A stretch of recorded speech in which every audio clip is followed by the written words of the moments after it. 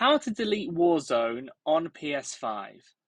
First of all, you're going to want to go to the home screen of your PlayStation 5 console, then go to the top right hand corner where it says Settings, click on the Settings, then go to Storage, then Console Storage, then on Games and Apps. Once you're in this section, go down to where it says Call of Duty, then tap your left stick or the D-pad to the right until you see that logo there. Click on it, and then you can see within here, you can actually specifically click on potentially the add-ons if you want to delete that part, or on Warzone itself. You can click on just like that.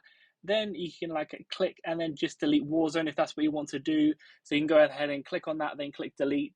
But what will happen is you'll be able to click OK. Once that pops up, it will delete that part, but also it will also delete like the whole of Call of Duty with that part as well. So if you want to delete a specific part, like the add-ons, like you can go within there and just delete the add-on, or you can just delete them all as a total, and it will delete everything on Call of Duty.